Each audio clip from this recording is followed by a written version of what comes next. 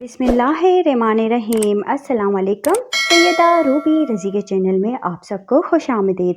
नाज़रीन कराम, कुरान मजीद में अल्लाह रब्बुल इज़्ज़त ने पैगम्बरों से मुतालिक जितने भी वाक़ियात बयान किए हैं उनमें नूह इंसानी के लिए हिदायत और पैगाम है।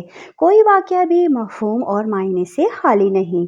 उनमें एक मशहूर और मारूफ वाक़या अल्लाह के पैगम्बर हज़रत मूसा अलैहिस्सलाम का हज़रत खिज़र अलैहिस्सलाम से मुलाकात का है, जिसे सूरह कैफ में तफसील के साथ बयान किया गया है। इस वाक़ये में अल्लाह ने हज़रत खिज़र अलैहिस्सलाम के ज़रिए अपने कारखाने मैशियत में रूनुमा होने वाले हादसात में से चंद एक पर से पर्दा उठाया है। वाक़या कुछ यूँ है कि एक मर्तबा बनी इसराइल ने हज़रत मूसा अलैहिस्सलाम से पूछा, ए अल्लाह के पैगम्बर, क्या इस रूह ज़मीन पर आपसे भी बड़ा कोई आलिम है?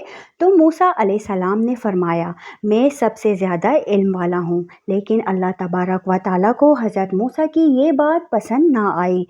लिहाजा मूसा अलैहिस्सलाम पर वही आई कि हमारा एक बंदा मजमुअल बहराइन पर है जो आपसे ज़्यादा इल्म रखता है। इस पर हज़रत मूसा अलैहिस्सलाम ने अल्लाह से दरख्वास्त की कि उन्हें उस शख्स से मुलाकात करनी है ताकि उन्हें जो गैर मामूली इल्म अता हुई है उससे आप इस्तिफ़ादा कर सकें। अल्लाह ने फरमाया, उस बंदे का नाम खिज़र है, उनसे आपकी मुलाकात एक सूरत में होगी। अल्लाह ने मूसा अलैहिस्सलाम को हुक्म दिया कि एक मछली अपने तोशादान में रख लें और सफ़र पर निकल पड़ें। जिस मकाम पर ये मछली गुम हो जाएगी उसी मकाम पर वो शख्स मिलेगा। लिहाजा मूसा अलैहिस्सलाम ने मछली को अपने ज़ंबिल में रखा और अपने खलीफा यूशा बिन नून को लेकर उस शख्स की तलाश में निकल पड़े। चलते चलते जब आप एक दरिया के साहिल पर पहुँचे तो आराम के लिए वहाँ कुछ देर लेट गए और हज़रत मूसा को नींद आ गई। अचानक वो मछली टोकरी में तड़पने लगी और उछलकर उस दरिया में चली गई। आपके खलीफा हज़रत यूशा ने देखा कि वो मछली जिस जगह गिरी वहाँ पानी साफ हो गया और एक रास्ता बन गया। जब हज़रत मूसा अलैहिस्सलाम बेदार हुए तो हज़रत यूशा उन्हें ये अजीब वाक़या बताना भूल गए और दोनों आगे चल दिए। जब दूसरे दिन याद आया तो हज़रत यूशा ने आपको सारा वाक़या सुना दिया। लिहाजा हज़रत मूसा समझ गए कि ये वही मकाम था जहाँ उस मर्द साले से मुलाकात होनी थी। लिहाजा आप दोनों वापस उसी रास्ते पर लौटे और उस मकाम पर पहुँचे तो देखा कि वहाँ एक चट्टान पर चादर ओढ़े एक शख्स बैठा है। वो शख्स हज़रत खिज़र अलैहिस्सलाम थे। हज़रत मूसा ने उन्हें सलाम किया और अपना तारुफ करवाने के बाद फरमाया कि मुझे आप वो ख़ास इल्म सिखा दे जो अल्लाह ने आपको अता फरमाया है। हज़रत खिज़र ने कहा, ए मूसा, ये मुमकिन नहीं क्योंकि आप सब्र नहीं कर पाएंगे। लेकिन हज़रत मूसा अलैहिस्सलाम ने इसरार किया और कहा, इंशाल्लाह आप मुझे सब्र करने वाला पाएंगे। हज़रत खिज़र ने कहा, तो फिर एक शर्त है कि जब तक आप मेरे साथ रहेंगे किसी मामले में मुझसे सवाल नहीं कर सकते जब तक कि मैं खुद आपको उसकी हकीकत बयान ना कर दूं। लिहाजा हज़रत मूसा ने शर्त मंजूर कर लिया और दोनों बुजुर्ग उस साहिल के रास्ते चल पड़े। चलते चलते आप एक मकाम पर पहुँचे जहाँ महला लोगों को कश्ती पर सवार कर रहा था ताकि वो लोगों को दरिया पार करा दे। जब उस मल्लाह ने हज़रत खिज़र को देखा तो पहचान लिया कि ये अल्लाह के एक नेक बंदे हैं। लिहाजा उसने आप दोनों से कोई किराया ना लिया और अपनी कश्ती में सवार कर लिया।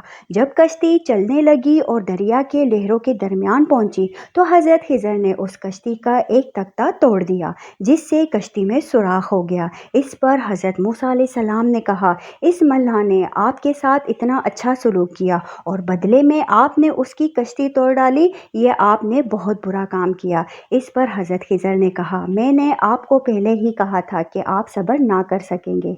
लिहाजा हज़रत मूसा ने माजरत की और कहा कि मेरी इस गलती को दरगुजर कर दीजिए, मैं अपना वादा भूल गया था। इसी दौरान एक चिड़िया आई और उस कश्ती के किनारे बैठकर दरिया में चोंच डाला और पानी पीने लगी। हज़रत खिज़र अलैहिस्सलाम ने हज़रत मूसा से कहा, मेरा और आपका इल्म दोनों मिलाकर भी अल्लाह के इल्म के سامنے اتنی حیثیت بھی نہیں رکھتی جتنی ابھی اس چڑیا کے چونچ میں اس سمندر کا پانی ہے۔ کشتی ایک ساحل کے کنارے رکی، لہٰذا دونوں حضرات اتر گئے اور آگے چل دیے۔ راستے میں انہیں ایک بچہ نظر آیا جو کھیل رہا تھا۔ حضرت خضر آگے بڑھے اور اس بچے کی گردن مروڑ کر اسے قتل کر ڈالا۔ یہ دیکھ کر حضرت موسیٰ علیہ السلام بہت غضبناک ہوئے اور غصے میں بولے، یہ آپ نے کیا کر ڈالا؟ آپ نے ایک معصوم نفس کی جان لے لی۔ حضرت خضر علیہ السلام نے کہا، میں نے کہہ دیا تھا کہ آپ میرے ساتھ صبر و ضبط نہ کر پائیں گے۔ لہٰذا حضرت موسیٰ پشیماں ہوئے اور فرمایا، بس آخری مرتبہ میری غلطی کو نظر انداز کر دیجیے۔ اگر میں نے دوبارہ کوئی سوال کیا تو آپ مجھے اپنے ساتھ نہ رکھنا، بلکہ میں خود ہی آپ کا ساتھ چھوڑ دوں گا۔ پھر دونوں حضرات آگے چلے اور چلتے چلتے ایک گاؤں پہنچے۔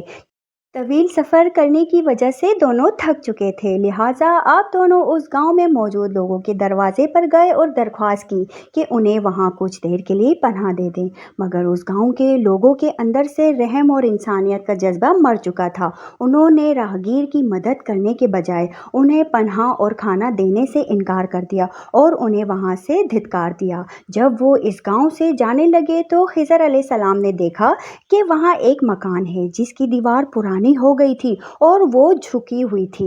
وہ دیوار بہت جلد گرنے والی تھی، لہٰذا حضرت خضر نے بڑی محنت سے اس دیوار کی مرمت کی اور اسے سیدھا کر دیا۔ اس پر موسیٰ علیہ السلام نے کہا، بستی والوں نے نہ ہی ہمیں پناہ دی اور نہ ہی مہمان نوازی کی، اس کے باوجود آپ نے ان کی یہ دیوار سیدھی کر دی۔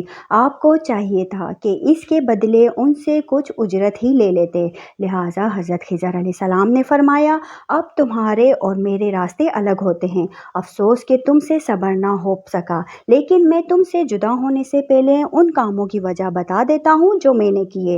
اس کشتی کو توڑنے کی وجہ یہ تھی کہ وہ ملح اپنی کشتی لے کر ایک ایسی جگہ سے گزرنے والا تھا جہاں ایک ظالم بادشاہ کی حکومت ہے اور وہ ان علاقوں سے گزرنے والی ہر کشتی کو ضبط کر لیتا ہے۔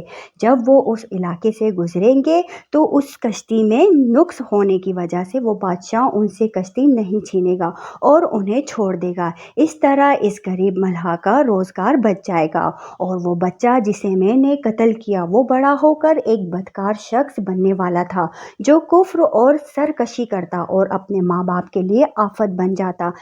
لہٰذا بحکم الہی میں نے اسے قتل کر دیا تاکہ اس کے ماں باپ اس کے فتنے سے محفوظ ہو جائیں، اور اب اللہ بدلے میں انہیں ایک نیک اور صالح اولاد سے نوازے گا۔ وہ دیوار جس کی میں نے مرمت کی، اس دیوار کے نیچے ایک خزانہ دفن ہے جو 2 یتیم بچوں کی وراثت ہے اور جسے اس کے باپ نے وہاں دفن کروا دیا تھا۔ اگر وہ دیوار گر جاتی تو اس بستی کے لوگ وہ خزانہ لے لیتے، مگر اب وہ خزانہ محفوظ ہے اور جب وہ یتیم بچے جوان ہوں گے تو وہ خزانہ انہیں مل جائے گا۔ اس طرح وراثت ان کے اصلی حقدار تک پہنچے گی۔ یہ سارے کام میں نے خود اپنی مرضی سے نہیں کیے، بلکہ یہ اللہ کا حکم تھا جس پر تم صبر نہ کر سکے۔ یہ وہ خاص عمل تھا جسے علم لادنی کہا جاتا ہے جو حضرت خضر علیہ السلام کو اللہ کی طرف سے عطا کی گئی تھی۔ اس واقعے سے یہ پتہ چلتا ہے کہ انسان کی ظاہری نگاہ جو دیکھتی ہے وہ اسی سے اپنی مرضی کے نتائج عکس کرتی ہے۔ در حقیقت کائنات کی ہر چیز میں اللہ کی وہ مصلحتیں کار فرما ہوتی ہیں جو انسان کے سمجھ سے بالاتر ہیں، اور اللہ کے ہر کام میں بہتری کا کوئی نہ کوئی پہلو چھپا ہوتا ہے۔ اس لیے جو بھی معاملہ پیش ہو ہمیں اللہ کی رضا پر راضی رہنا چاہیے اور صبر و شکر کرنا چاہیے۔ ناظرین کرام، امید کرتی ہوں کہ آپ کو یہ واقعہ پسند آیا ہوگا۔ اگر پسند آیا ہو تو ویڈیو کو لائک شیئر کر کے چینل کو سبسکرائب کر دیں اور بیل آئیکن دبا دیں۔ کمنٹس میں اپنی قیمتی رائے کا اظہار ضرور کیجیے گا۔ اب تک کے لیے اتنا ہی۔ سیدہ روبی رضی کو دیجیے اجازت۔ اپنا بہت سارا خیال رکھیے گا۔